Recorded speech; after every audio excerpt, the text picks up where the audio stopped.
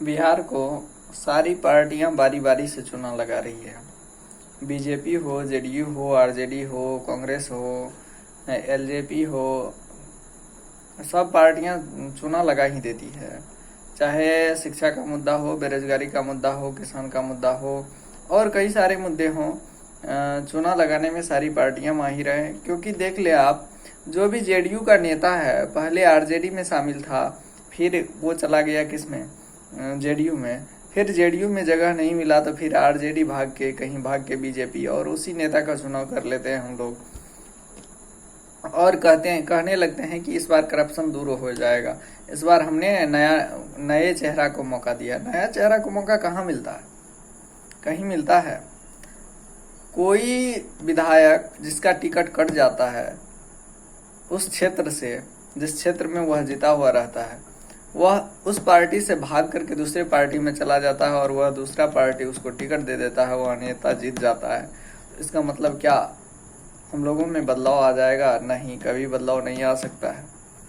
जब तक हम अपने निचले स्तर के अच्छे नेता का चुनाव नहीं करेंगे, हम लोग अच्छे समाज का निर्माण नहीं कर सकते हैं, हम लोग अच्छे नागरिक नहीं बन सकते हैं।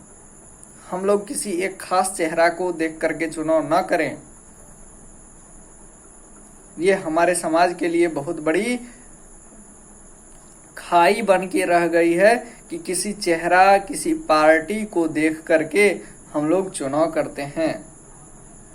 चुनाव हम लोग मैनिफेस्टो को देख करके करें, कॉमन मिनिमम प्रोग्राम को देख करके करें, अपने समाज से जुड़े व्यक्तित्व, अगर एमएलए का हम लोग चुनाव कर रहे हैं तो हमारे समाज से जुड़े व्यक्तित्व, जो सामाजिक व्यक्तित्व हैं, जो वास्तव में विकास चाहता है, वह विकास को नज़दीक से देखा है, कौन कौन से डेवलप होने चाहिए हमारे क्षेत्र में, उस बात को जानता है।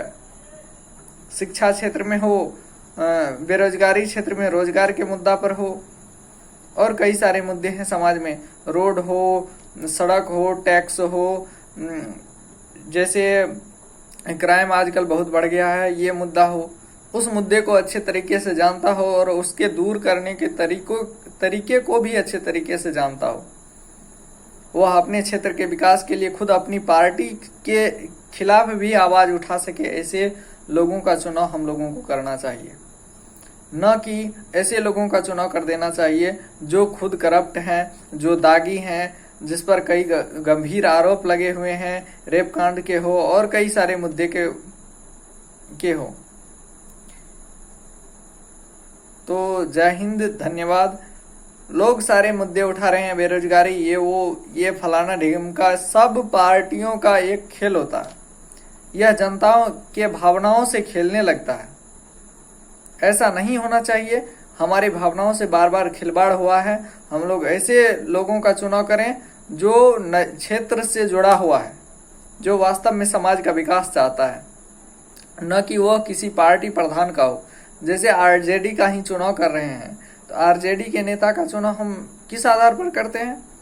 अगर उसका व्यक्तित्व वहाँ आपके क्षेत्र में आरजेडी के नेता का व्यक्तित्व अच्छा है तो आरजेडी को वोट करें। आपके क्षेत्र में जेडीयू के नेता का व्यक्तित्व अच्छा है, वह समाज का विकास करना चाहता है तो उसको वोट करें। अगर निर्दलीय से कोई उम्मीदवार हमारे क्षेत्र में अच्छा कार्य कर रहा है, वह सामाजिक विकास चाहता है, शिक्षा में विकास चाहता है, रोजगार के मुद्दे पर आवाज उठा रहा है, तो हमें उसे वोट करना चाहिए, न कि आरजेडी जेडीयू का चेहरा थोबड़ा देखना चाहिए।